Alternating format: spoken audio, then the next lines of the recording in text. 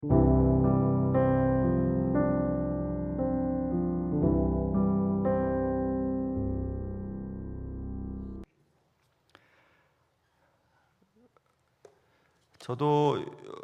계속 이 강의안을 만들면서 요즘에 준비하기 때문에 조그만 틈도 별로 없습니다. 여러 책들을 읽고 제가 가지고 있는 자료들을 요약하고 그래서 만들고 있는데, 오늘 외로움에 대한 부분은 그 캘리포니아의 릭 워렌 목사님 그 글을 뼈대로 해서 이따가도 쭉 참고 책들을 말씀드리겠지만, Encyclopedia 7700 Illustrations라고 하는 7700 예화 백과사전이죠. 거기에 loneliness라고 하는 외로움에 대한 부분, 또 제가 자주 지금 참조하고 있는 Christianity Today라고 하는 기독교 전문 잡지책이 있어요. 매 주제별로 이렇게 나오는 잡지책이 참 좋습니다. 그 책들, 그리고 지난주에 제가 소개해드린데 The Women's Study Bible, 여성들을 위한 스터디 바이블이 있어요. 거기서 이제 지금 다루는 이런 부분들이 여성의 관점으로 좀 중점된 것들이 많이 있기 때문에 거기서 좀 뽑았고, 또 Must Leaders Be Lonely라고 하는, 지도자는 외로워야만 하는가? 해야만 하는가? 이런 책들, 파터슨이 지은 책인데요. 그런 책들 등등을 참조했습니다. 여러 책들을 참조했습니다. 그래서 제가 말씀드릴 때마다 참조 문헌은 꼭 말씀드리도록 하겠습니다. 자, 오늘은 외로움에 대한 부분이에요. 오늘도 준비를 하다 보니까 다음 주까지 넘어가야 될 것 같은 생각이 듭니다. 외로움, 이런 글이 제가 눈에 띄었습니다. Loneliness, 그러니까 외로움은 is one of the most miserable feelings, 이렇게 돼 있어요. 가장 비참한 감정이랍니다. 감정 중에 하나랍니다. A person can experience, 인간이 경험할 수 있는 가장 비참한 감정 중 하나가 외로움이다.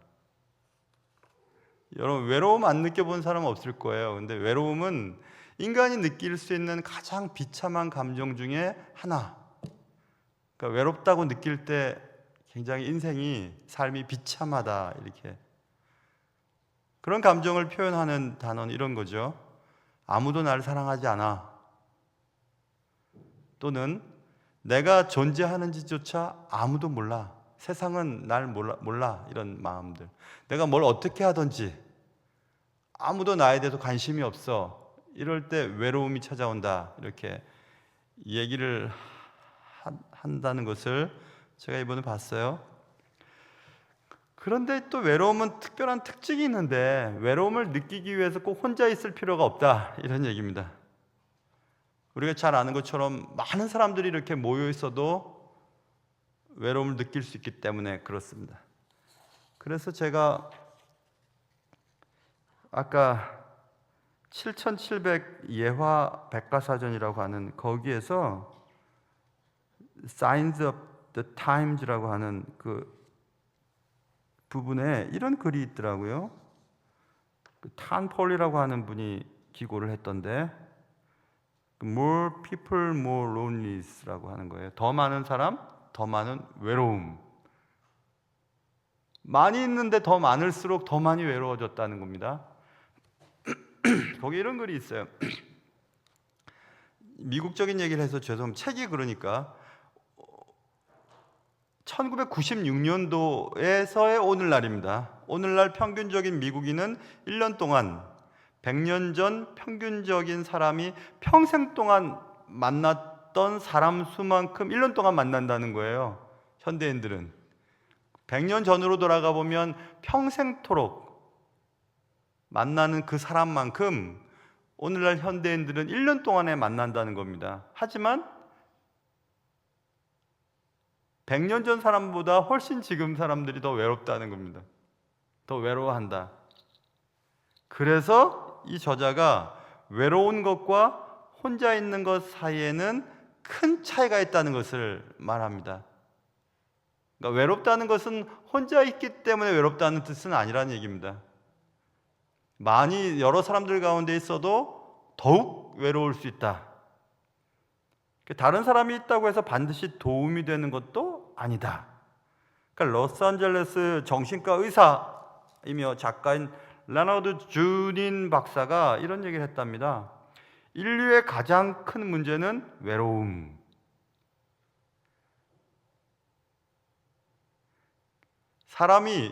우리가 사람이지 않습니까? 우리 인간에게 있어서 가장 큰 문제가 외로움이다. 이렇게 정신과 의사가 얘기를 한 글을 이 책에서 말을 하고 있습니다. 그래서 제목을 잘 달았죠. 사람이 많을수록 외로움은 더 많아진다. More people, more loneliness. 우리 이해할 수 있죠? 외로움이라고 하는 것은 혼자 있기 때문에 외로운 것이 아니라 그냥 외로운 겁니다. 그냥 왜 외로울까? 그 외로움을 결정하는 것은 사람들의 숫자가 아니라 사람들과의 관계 때문에 외로움을 느낀다는 얘기입니다. 관계의 문제. 여러 사람들이 있어도 그 여러 사람들과 관계하지 아니하면 군중 속에서도 외로움을 느낄 수밖에 없다. 이 얘기입니다. 큰 교회 가보십시오. 큰 교회 아무도 모르는 큰 교회 가면 그냥 외로워요. 그래서 질문을 던집니다. 부유하면서도 외로울 수 있을까? 부유한데 외로울 수 있을까? 아름다운데도 외로울 수 있을까? 결혼하고서도 외로울 수 있을까? 모든 질문의 답은 예스입니다. 결혼해도 외롭고, 아름다워도 외롭고, 돈이 많아도 외롭고, 높은 자리에 올라도 외롭고, 이루고 싶은 일들 이루어도 외롭고. 그래서 예를 들어 설명했는데 그 책에서 외로워서 어떤 여인이 결혼을 했답니다. 근데 몇 년 후 같은 이유로 또 이혼을 했답니다. 같은 이유는 외롭기 때문에. 외로워서 결혼했는데 결혼한 이후에 너무 외로워서 또 이혼을 했다. 이렇게 글을 썼어요. 충분히 우리가 짐작이 가능한 이야기입니다.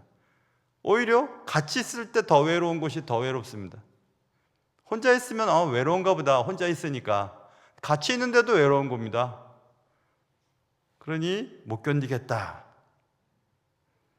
그래서 누구나 한 번쯤은 외로움을 경험한다.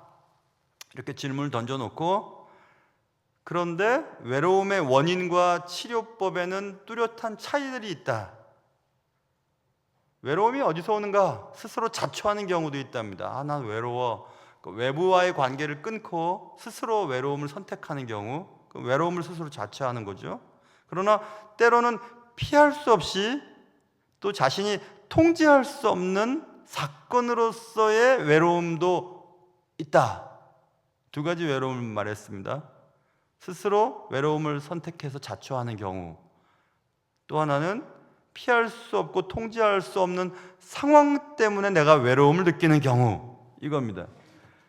그래서 그 책을 쭉 읽다가 또 다른 크리스천애리티 투데이에서 로니리스를 쭉 키우면서 쭉 한번 읽어봤어요. 거기에 관련된 그 아티클들 쭉 읽으면서 눈에 확 들어오는 어떤 구절이 있었습니다. 아티클이 The Risks of Loneliness예요. 외로움의 위험이라고 하는 부분이 1992년도 그 판에 나왔더라고요.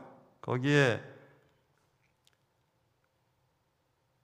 뭐라고 써있냐면 외로움을 우리가 인간이 겪을 때에 위험이 있다는 겁니다. 외로움을 우리가 딱 겪을 때 어떤 위험인가?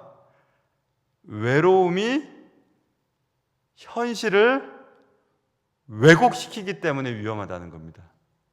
우리가 외로움에 처하면 우리가 느끼고 있는 현실을 왜곡시키는 경향을 갖는다. 어떻게 왜곡을 시키냐면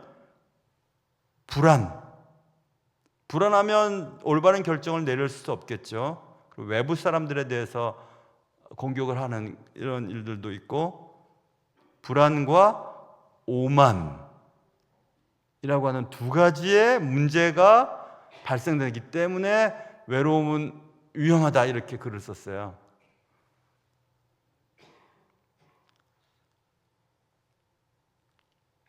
Between two problems, insecurity and arrogance라고 해요.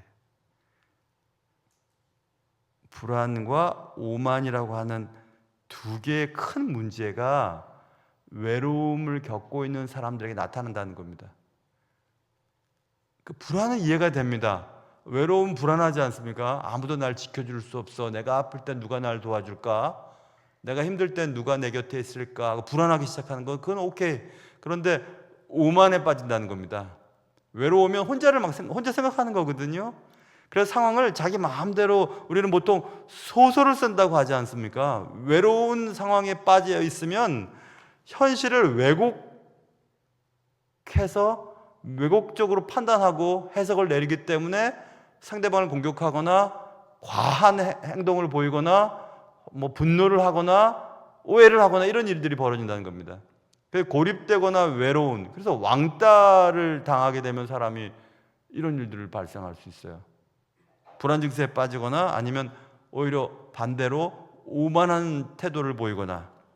그래서 외로움의 위험에 대한 얘기를 쭉 읽으면서 그렇구나, 이런 생각을 또 해보았습니다. 오늘 본문은 사도 바울이 디모데에게 쓴 두 번째 편지입니다. 그래, 디모데 후서죠. 그런데 이 두 번째 편지를 쓸 때 바울은 자신의 상황을 설명을 합니다. 바울은 죽어가는 노인처럼 보이고 로마의 감옥에서 아들 같은 디모데에게 편지를 씁니다. 바울은 굉장히 외롭다는 것을 나타내고 있습니다. 그리고 자신에게 좀 빨리 와달라고 디모데에게 촉구하는 내용이 오늘 우리가 읽은 본문입니다. 자, 그래서 이제 외로움에 대해서 이제 들어가 보는 겁니다. 그런 내용들을 보면서, 자, 그럼 외로움의 원인이 뭘까? 왜 외로울까? 그게 중요하죠. 왜 외로울까? 우리는 왜 외로움을 경험하는 것일까? 불안과 오만을 야기시키는 그런 외로움에 왜 빠지는 것일까? 사람들이 많은데도 그 속에서도 왜 외로움을 느끼는 것일까? 왜 사람들과 관계에 문제가 생겨서 스스로 외로움을 자초하거나 아니면 피할 수 없는 환경에 빠져들므로 외롭다고 느끼는 것일까? 외로움의 그 기본적인 원인은 릭 워렌 목사님이 얘기하긴 이렇게 썼어요. 지금 자막 따라오고 있나요? 지금 나가고 있었었나요? 하나도 안 나왔나요? 나왔나요? 이제 나오네. 자막 나랑 같이 가야 돼요. 같이. 그래서 외로움의 원인은 네 가지가 있는데, 첫째는 트랜지션이라고 한 전환에 대한 얘기를 했습니다. 전환. 이 전환은 이런 겁니다. 언제 우리의 인생이 외로운가? 인생의 어떤 단계가 전환될 때 외로움을 느낀다고 얘기합니다. 나이가 20대에서 30대, 30대에서 40대, 40대에서 50대, 50대, 60대 이렇게 전환의 어떤 시기 때. 왜냐하면 그런 전환의 시기는 인간의 몸을 많이 변화시키는 아주 역동적인 시간들이기 때문에 그렇다는 겁니다. 모든 변화는 외로움을 유발시킬 수 있다. 자, 보세요. 사람이 태어났습니다. 어머니 뱃속에서 밖으로 태어났어요. 태어날 때 외롭기 때문에 아이가 울기 시작합니다. 그러면 어머님이나 할머님이나 누가 이렇게 안아주기 시작하죠. 안아주면 울음을 그쳐요. 그러면 그 아이는 지금 외로움을 느끼고 있다는 것을 표현하고 있다. 분명히 인생의 전환기이지 않습니까? 어떤 단계가 바뀌었다는 것을 드러내고 있고, 처음 학교에 아이들이 입학할 때 외로워합니다. 불안합니다. 왜? 관계가 없기 때문에 다른 아이들과. 그래서 외로운 경험을 아이들이 갖는답니다. 처음 학교 들어갔을 때. 또 직업을 처음 가졌을 때, 새로운 직장에 들어갔을 때 직업을 바꿀 때도 외로움을 느낀다. 또 우리의 삶 속에서 외로움을 강하게 느끼는 것은 은퇴했을 때, 모든 삶의 자리에서부터 내려왔을 때 처절한 외로움을 느낀다. 또 큰 외로움을 느끼는 것은 사랑하는 자의 죽음을 바라볼 때 너무 외롭지 않습니까? 그 사람의 관계가 끊어져 버리니까 사랑하는 사람의 죽음도 외롭다.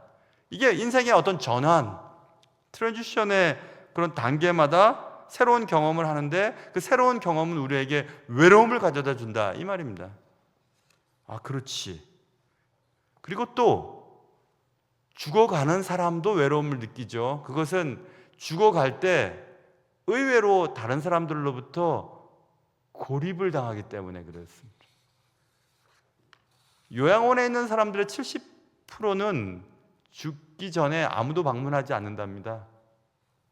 요양원에 있는 뭐 타이든 샤이든 통계 자료가 그렇게 나와 있어요.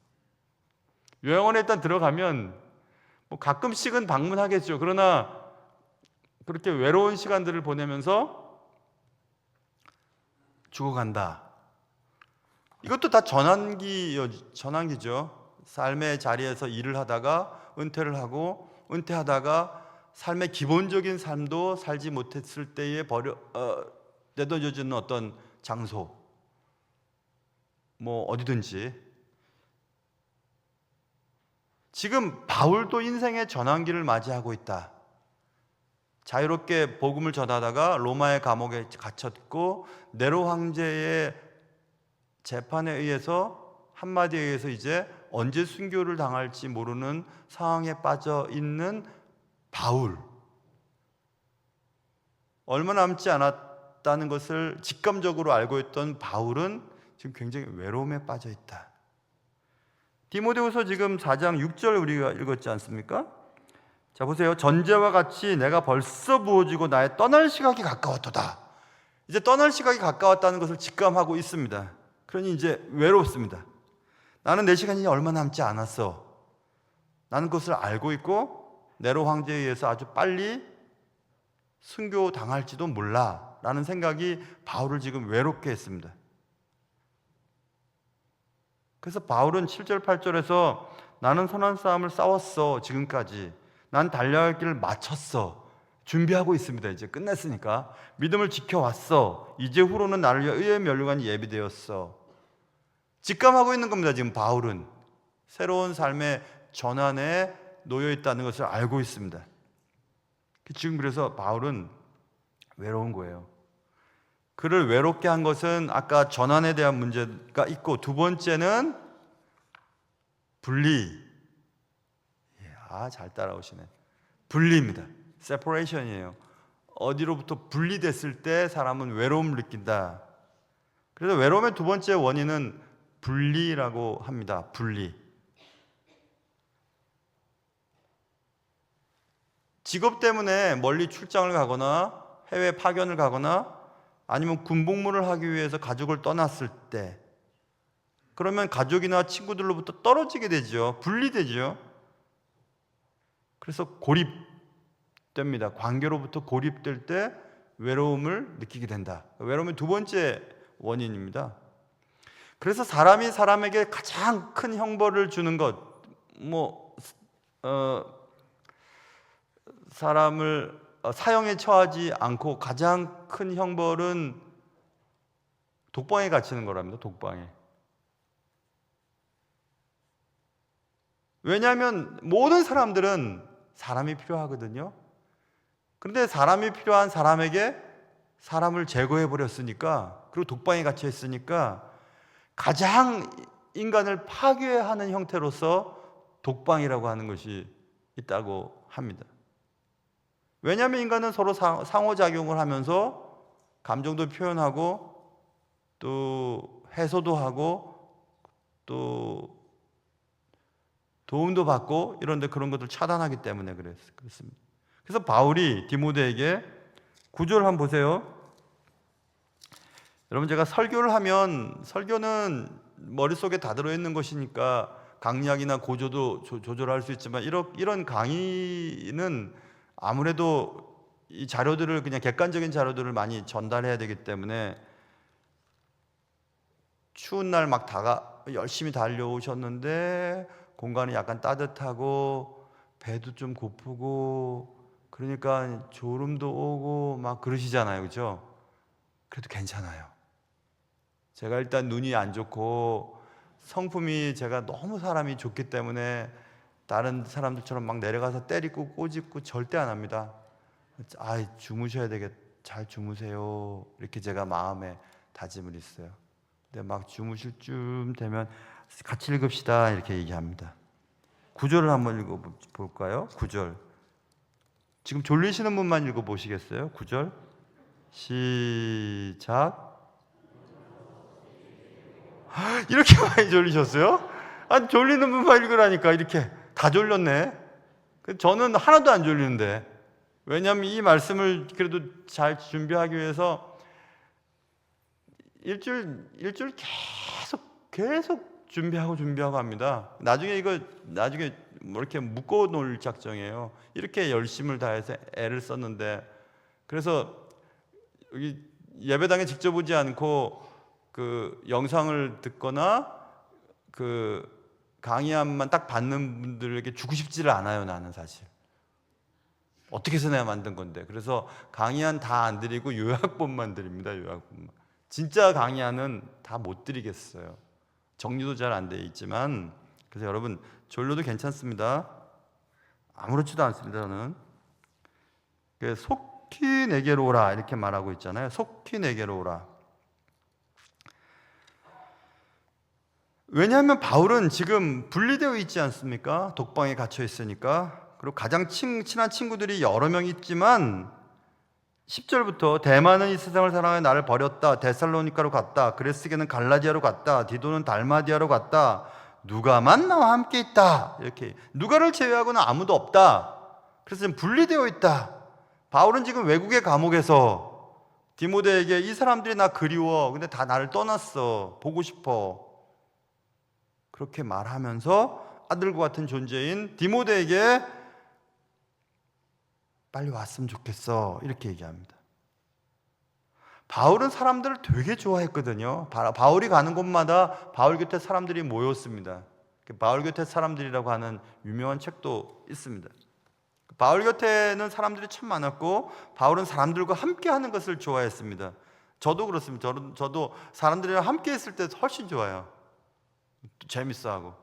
너무 나서서 좀 어릴 때부터 나댄다는 얘기를 많이 들었지만 그래도 이렇게 앞에 나가가지고 막 이렇게 이끄는 걸 참 좋아합니다. 막 나가는 게 좋거든요. 근데 우리 교회에서는 나설 수가 없어서 가만히 있습니다. 가만히 있어야지 우리 교회가 안정이 될 것 같아서 가만히 있었어요. 15년 동안 가만히. 앞으로도 가만히 있다가 은퇴할 작정이에요. 그게 우리 교회를 위하는 것이라 생각했었어요. 제가 막 나가면 정신없습니다. 근데 그렇게 해서는 안 되겠다 싶어가지고 가만히 있으니까 그것도 괜찮은 것 같아요. 가만히 있으니까 뭐 하고 싶어도 뭐 안 되면 안 하고 뭐 안 되면 안 하고 뭐 안 하면 그만이지 뭐 이렇게 가만히. 그런데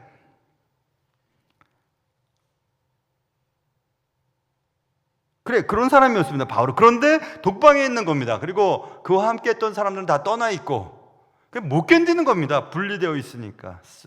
separation, 분리되어 있으니까. 그래서 디모데에게 오라고 빨리 오라고 얘기하는 거예요. 속히 오라고. 9절에서 너는 어서 속히 내게로 오라. 속히 오라 이렇게 얘기해요. 속히 오라.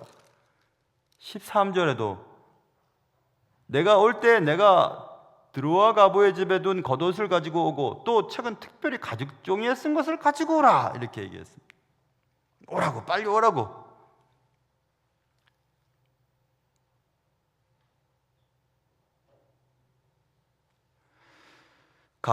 드로아 가보의 집에는 겉옷 쓰는 거 외투를 말하는 거 외투가 필요해. 그러니까 겨울이 오기 전에 오라 이 뜻입니다. 빨리 오라 이 말입니다.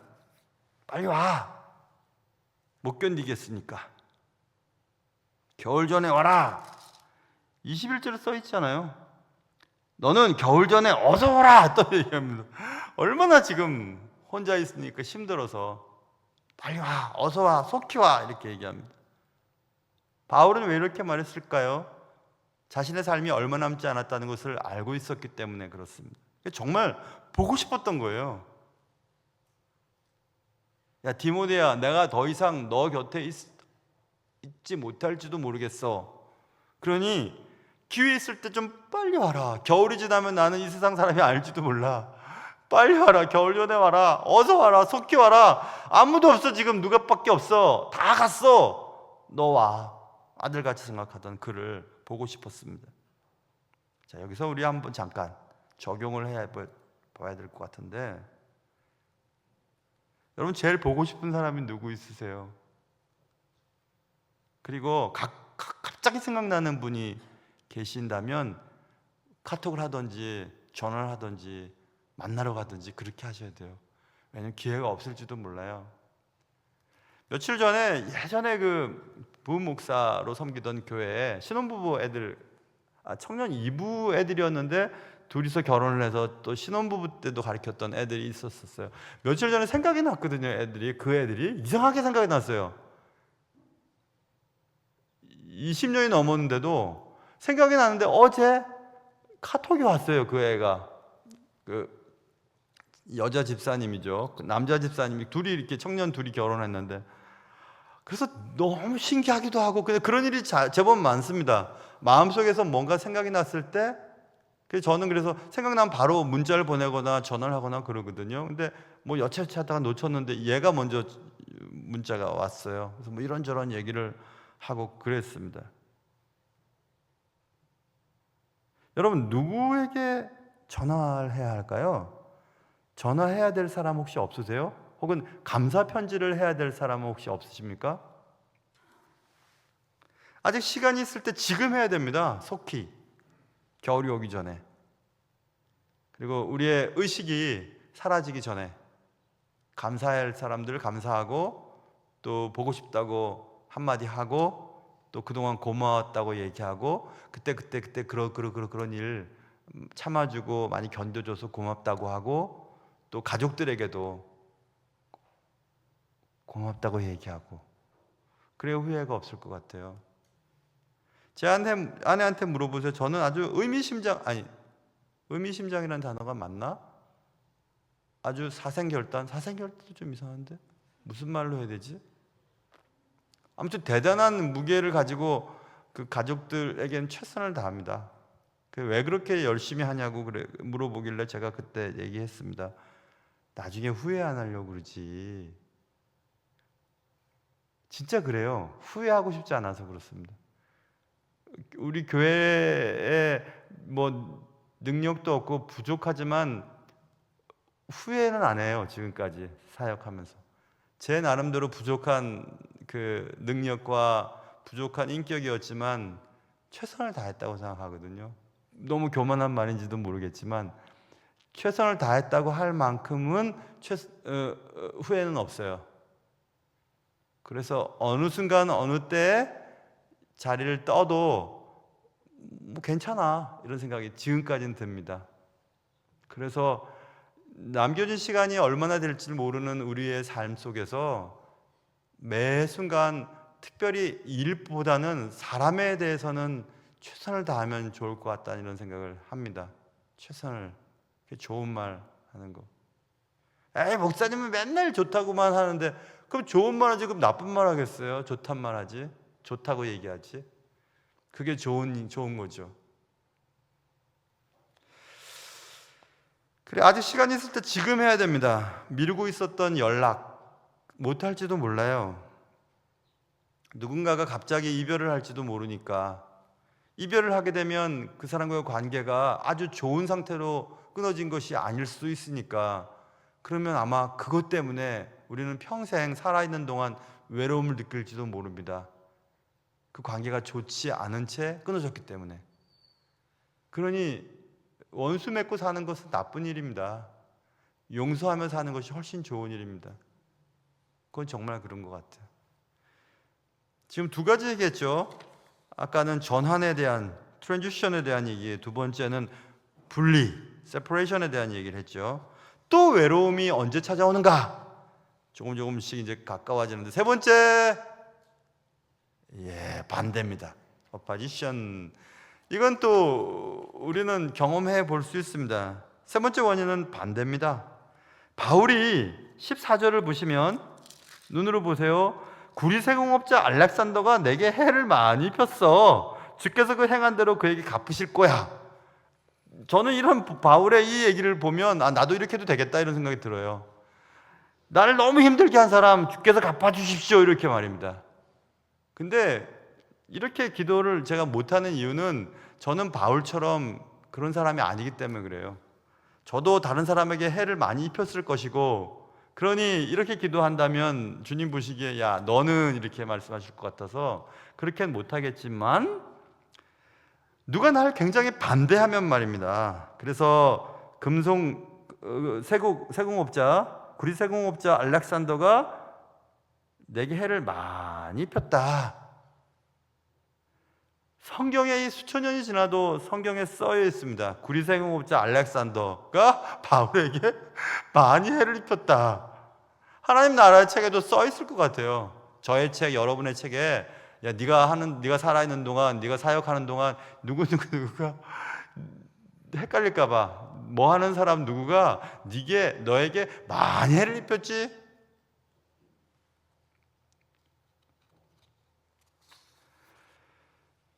나는 늙어서 감옥에 갇혀 있어. 혼자 있어. 너무 외로워. 그런데 그것뿐만이 아니야. 나를 공격하는 자가 있었어. 알렉산더야. 알렉산더가 무슨 짓을 했는지 아니? 그 얘기는 성경에 써 있지 않지만 아무튼 해를 나한테 많이 입혔어. 그거 기억해라. 이렇게 말씀하고 있어. 바울의 이름을 비방했거나 그의 평판을 공격했을 수도 있습니다. 바울은 지금 독방에 갇혔는데 너무 불공평하지 않아요? 공평하지 않은 것 같습니다. 누구는 팔을 묶어놓고 누구는 꼼짝 못하게 만들어놓고 바깥에서는 그 사람에 대해서 막 이렇게 저렇게 얘기하는 거 정말 비겁하고 나쁜 겁니다.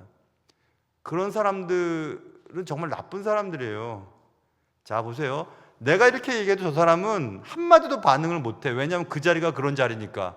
그럼 그 사람을 공격하려면 바깥에서 막 얘기하는 겁니다. 손이 묶여있는 자에게 막 얘기하는 겁니다. 비겁한 거 아닙니까? 굉장히. 차라리 똑같은 링에 올라가서 같이 싸우는 게 낫죠. 그렇게 할 수 없다는 걸 알기 때문에 함부로 하는 거거든요. 아주 나쁜 겁니다. 비겁한 거고. 지금 바울이 그렇게 당하고 있는 겁니다. 독방에 갇히고 외롭고 아무도 지금 변호해 주는 사람도 없는데 바깥에서 구리세공업자 알렉산더는 많은 해를 입히면서 바울을 힘들게 하고 있습니다. 이렇게 반대를 당하는 일이 생길 때 우리는 외로움에 빠진다 이겁니다. 오해를 받으면 당황스럽죠. 그리고 굴욕을 당하죠. 저 사람이 나에게 막 큰 소리를 칩니다. 난 가만히 있어야 해요. 내가 큰 소리를 칠 수 없으니까 가만히 있습니다. 그러면 얼마나 굴욕적인지 몰라요. 정말 굴욕적이죠. 그냥 주먹 싸움이라도 하고 싶지만 그렇게 할 수 없잖아요. 가만히 듣고만 있는 겁니다. 오해도 받아야 되고 하는 말 다 들어야 되고 얼마나 굴욕적인지 몰라요. 그런데 그 일을 지금 바울은 하고 있는 겁니다.